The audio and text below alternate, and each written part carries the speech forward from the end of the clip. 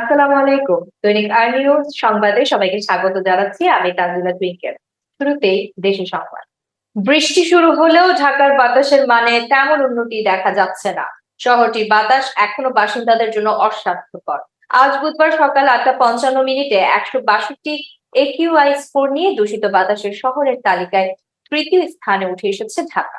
কোরবানি ঈদকে সামনে রেখে ময়মনসিংহের ঈশ্বরগঞ্জ উপজেলার খামারিরা গরু মোটাতাজাকরণ ও পরিচর্যায় ব্যস্ত সময় পার করছেন। সম্পূর্ণ প্রাকৃতিক উপায়ে দেশীয় খাবার খাইয়ে প্রস্তুত করা হচ্ছে কোরবানির যোগ্য গরু।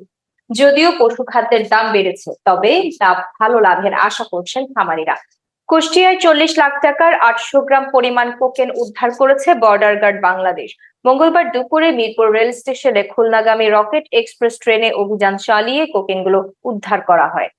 আওয়ামী লীগপন্থী আমলাদের পুনর্বাসন ঠেকাতে সচিবালয় সহ বিভিন্ন প্রতিষ্ঠানে অবস্থানরত আওয়ামী লীগ ঘনিষ্ঠদের একটি তালিকা প্রকাশ করেছে ৮০টি সামাজিক, সাংস্কৃতিক ও রাজনৈতিক সংগঠন সমন্বয়ে গঠিত প্ল্যাটফর্ম জুলাই ঐক্য।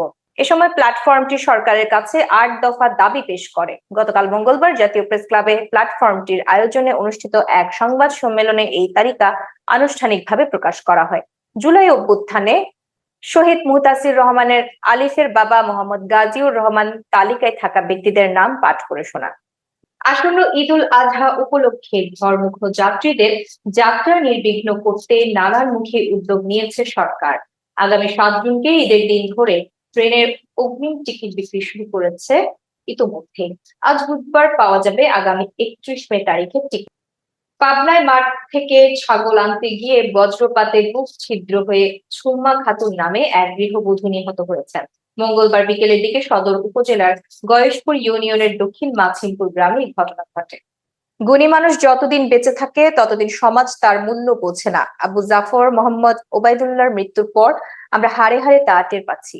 মঙ্গলবার বিকালে চট্টগ্রামের ইঞ্জিনিয়ার্স ইনস্টিটিউটের বিশিষ্ট শিক্ষাবিদ, লেখক, গবেষক, রাজনীতিবিদ ও সাংস্কৃতিক ব্যক্তিত্ব মরহুম ডক্টর আজম ওবায়দুল্লাহ স্মরণে চট্টগ্রামে কালচারাল একাডেমির আয়োজিত আলোচনা সভা ও দোয়া অনুষ্ঠানে প্রধান অতিথির বক্তব্যে ডক্টর শফিকুর রহমান এসব কথা বলেন। এবার আন্তর্জাতিক প্রসঙ্গ।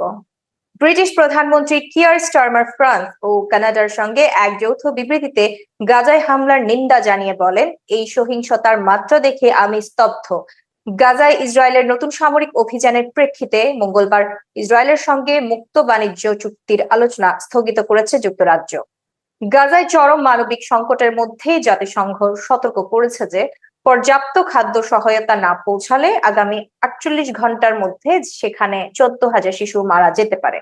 জাতিসংঘের মানবিক সহায়তা বিষয়ক প্রধান টম ফ্লেচার সোমবার বিবিসি রেডিও 4 এর টুডে অনুষ্ঠানে এই আশঙ্কাজনক তথ্য তুলে ধরেন।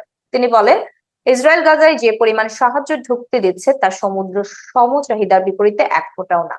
দর্শক, এতক্ষণ সাথে থাকার জন্য ধন্যবাদ সবাইকে। দৈনিক আর নিউজের সকল আপডেট পেতে চোখ রাখুন ফেসবুক পেজ ও ইউটিউব চ্যানেল দৈনিক আর নিউজ, সময়ে সঠিক বার্তায়।